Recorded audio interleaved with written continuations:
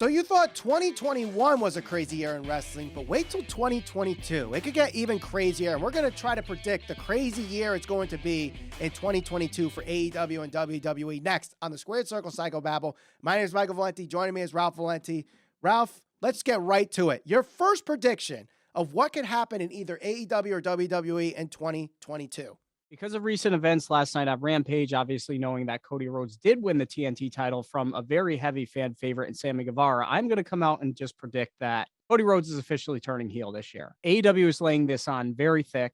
They are certainly teetering the line between pissing the fans off and just turning Cody into this monster heel. And I just think that there's so much you can do with that character. We know that he cannot challenge for the heavyweight championship. So him coming out and saying something like, I'm an EVP. I can say and do whatever I want. So I'll put myself in this title picture, especially considering, and whether you like the rankings or not, they do have a ranking system there. So, But the TNT Cody Championship is an open challenge title for the most part. They don't really equate into the rankings, even though they're listed with the rankings. My point before you interrupted me was that he can literally come out and say, screw the rankings. I'm an EVP. I'm going to give myself a championship title match, whether that's against Hangman Page or Bryan Daniels. I think that with Cody Rhodes, they certainly got to know that there's a big portion of the fan base that is not very favorable of him, whether that's because of his booking or the way he carries himself. I mean, even now you've got, dirt sheet reports, whether you want to believe it or not, that in the back, he doesn't give time to younger talent, which I'm not saying I agree with that. I'm just saying that it's out there and certain people tend to believe everything that they read online. So now that that's out there, you're going to further get the narrative that Cody is this arrogant guy who is just about himself and wins titles because he wants to put himself in this position. So I think we're actually going to see a true heel turn from Cody Rhodes at some point this year. Yeah, I could totally see it. And if they've been laying it on pretty quick. So if it doesn't happen, I'd be shocked. But one thing that I think is going to happen that is going to shock a lot of people in AEW is that they're going to make a big signing, and it's going to come relatively early on in 2022, and that is Braun Strowman is All Elite. Interesting. I don't know if he's going to necessarily fit in with that fan base, but that's what's going to make him so great. The guy drew money in WWE. He's a big guy, and he definitely has got himself in much better shape since he got released from WWE. You saw him at Final Battle at Ring of Honor. He looks like $1 million.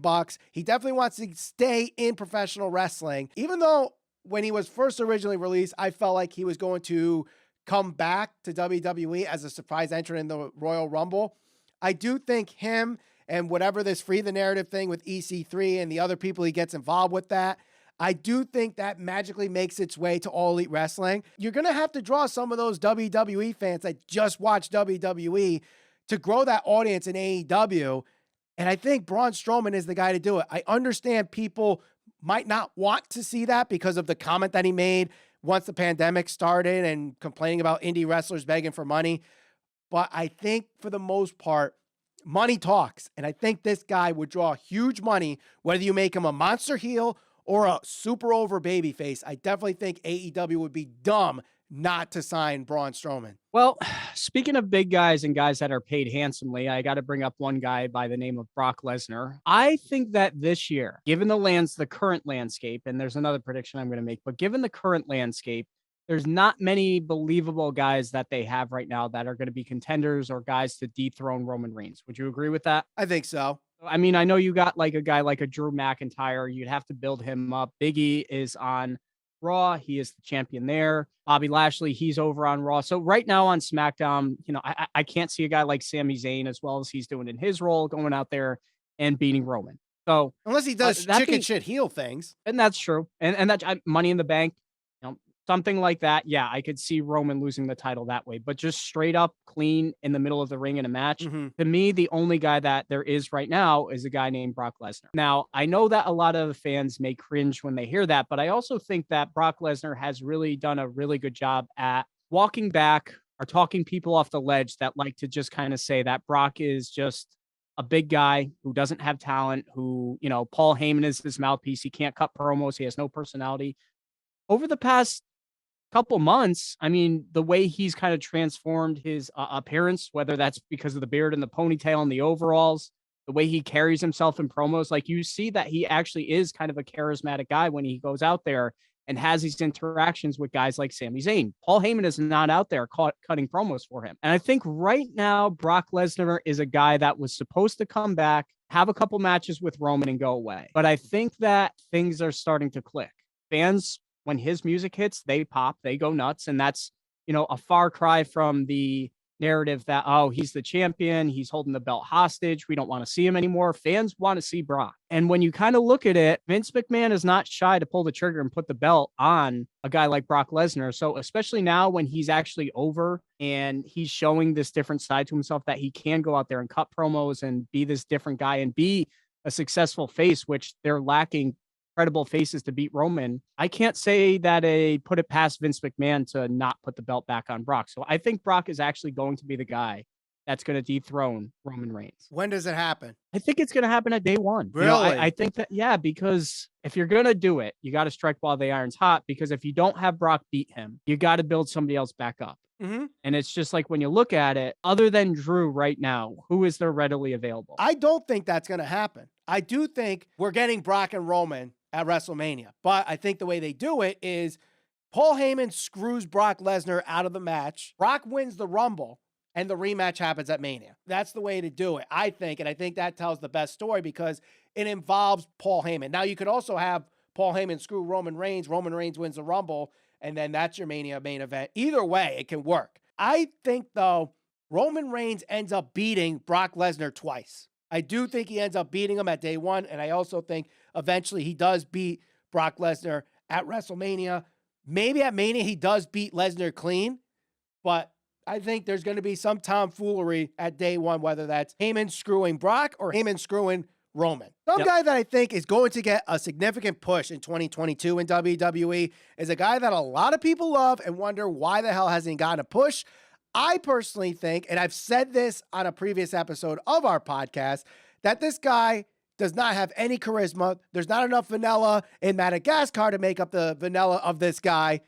But I do think after seeing him the last couple months on SmackDown, and especially in the Gauntlet match on SmackDown for Christmas Eve, this guy is going to be an Intercontinental Champion in 2022, and that is Ricochet. I think they're finally going to pull the trigger on some kind of push with Ricochet, and he will win the Intercontinental Championship from Sami Zayn, maybe even WrestleMania, maybe a little bit further down the line, but we will see Ricochet with that title.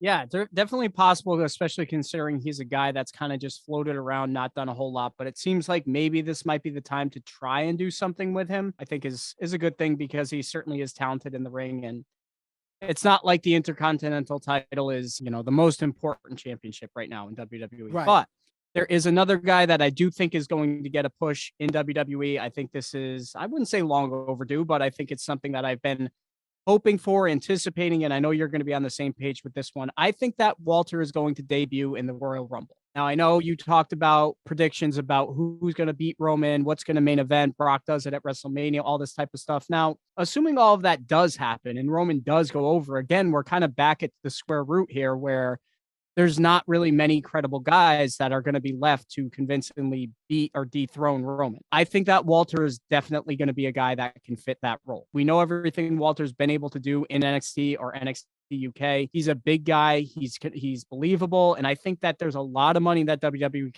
can make with this guy. So I think Walter debuts in the Royal Rumble. I think that he gets the proper treatment. Who knows? Does he go on to beat Roman Reigns?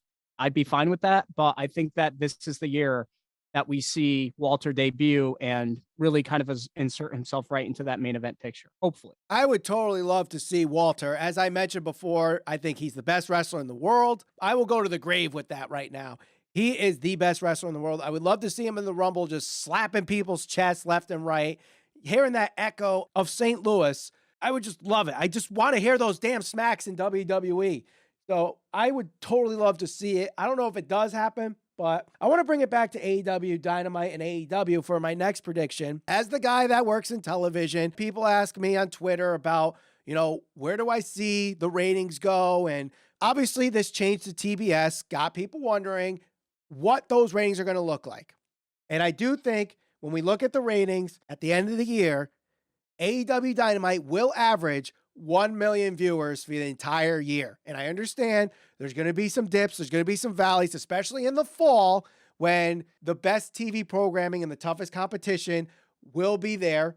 I do think the TBS move gives them consistency. I do think having some bigger names that could eventually show up in AEW, plus the guys they already have, I do think we're going to see a average viewership of 1 million viewers. Speaking of 1 million viewers and big names in AEW, I am going to make a prediction right now that I think the next champion in AEW to dethrone Hangman Page and beat him is going to be MJF. We've seen them actually try to do something with MJF's character. You know, I know in the past he's done things with guys like Jericho. He's been in some big feuds. He did his little stint with Darby Allin, but I think this is going to be the year where they truly try to capitalize on this guy. You know, I know that we even did an episode on the fact that, you know, there's some rumblings that WWE has their eye on him. That's not by accident. You know, the guy's got legitimate talent. He's proven that he can go out there and deliver in the ring, like his match that we talked about with Darby Allin. He's more than capable of carrying a feud just on the mic in his feud here that we see with CM Punk. Punk's main goal in AEW is to kind of work with some of the younger guys, and I got to imagine he's going to try to put some of those guys over and position them for that next level. MJF's going to be a guy I think that's going to have a really big year in 2022. And I don't even know if you want to call that a prediction or a foregone conclusion. I think a lot of people are going to probably agree with that because, you know, no matter how you want to look at it, this guy has a ton of talent. And I think that they're going to start to capitalize on that.